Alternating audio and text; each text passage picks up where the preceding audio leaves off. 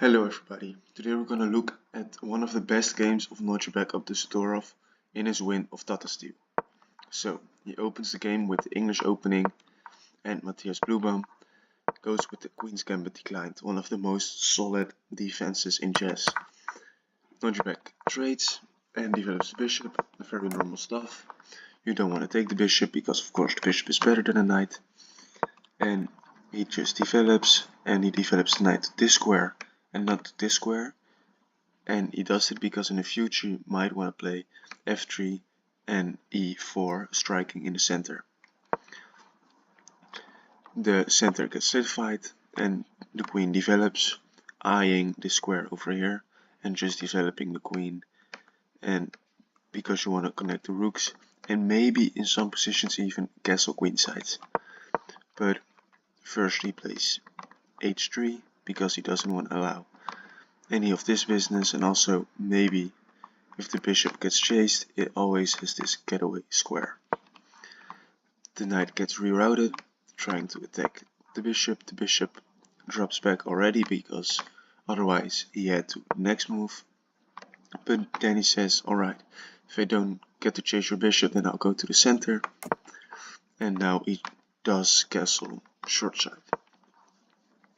The bishops are offered to trade, but he says alright, I want to trade but on my terms, and taking is already a mistake because now you take towards the center attacking this knight, and when the knight drops back a defender of the king has left, and now instead of f3 e4 you can play f4 immediately, having a very strong center and very much attacking ideas with the rook maybe opening up in the future once this pawn starts moving.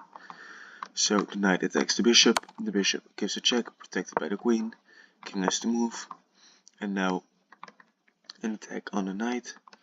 So if the knight drops back you can retreat with the bishop, but Bluebaum doesn't want the bishop to leave, so he says alright, you take my knight but I'll take your bishop. But this knight is a bit awkwardly placed. It is a defender, but look at the squares it's seeing, not really anything important. And here Nodirbek strikes in the center with this move, and it doesn't get taken. The queen comes out, he takes the pawn, but a very important intermezzo, taking the pawn with a check, king moves, and now taking back the pawn. So Nodirbek is down a pawn, but still he has very much activity and he has a very strong center, again with attacking possibilities. So the queen slides over because it doesn't want to be pinned. Now the bishop develops, the rook comes to this, so there may be a discovered attack with the knight. So the queen moves, again pinning the queen, and now the queen moves to this b2 square. The queens are offered to trade, but Nodirbek says no, now you're not pinning me. He says, do you want to draw? Nodirbek says no, I don't want to draw. Alright, you'll get your pin but I'll get my active knight. And here f6 gets played, trying to chip away at the center. Nodirbek says alright, take it, I'm attacking the pawn on b7. So takes, rook takes, but it isn't even about this pawn. It's about checkmate in the future. Once these knights move, this rook is attacked and checkmate is threatened. Also the bishop is now hanging, so the knight comes to defend the bishop, and now the other rook comes in the attack, and here is a blunder. Try to find the winning move. I think you are all looking at this move, of course, but there is another move. It's not a brilliant move, it's just getting another piece in the attack, the knight attacking the queen, and once the queen moves, now there is the sacrifice of the rook. The rook takes on f6. Why? Because after take, you slide over the queen. I mean, look at all the queen moves. It starts here, a bit earlier, it moves again, it moves back, and now it joins the attack. It always stayed on this rank to slide over. This is threatening to checkmate the king. But so a check first. Now the queen comes back to defend the pawn, but now you lose the bishop. So material is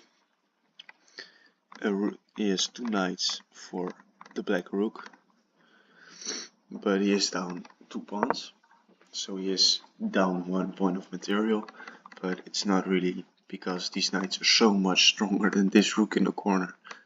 Here the queen is threatened by fork, so check, block, and the knight gets lost. But there's this nice move, because why is this such a nice move? You're down, so you want to take, and after takes you get mated, and if you take the queen, the knight escapes from being taken. It is what happens, and after a few moves Matthias resigns. Why? Because he's just down a knight, he doesn't have enough counterplay, the king is very close to the center, and these pawns will fall, and it could even end like this, with the king having no squares. The king gave a couple of checks, but the king will just run up, and now it is over, because this will be checkmate. That's why he resigned, because it's just done, and if you go back to defend the pawn, you will lose this pawn, but rook f7 is even stronger, just going for this pawn. So that's how Nodirbek destroyed his opponent. Very nice game.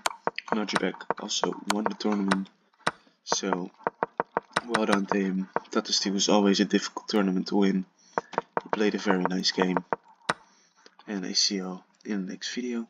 Have a great day, play chess, also sacrifice your rooks, and check out my other videos. Subscribe.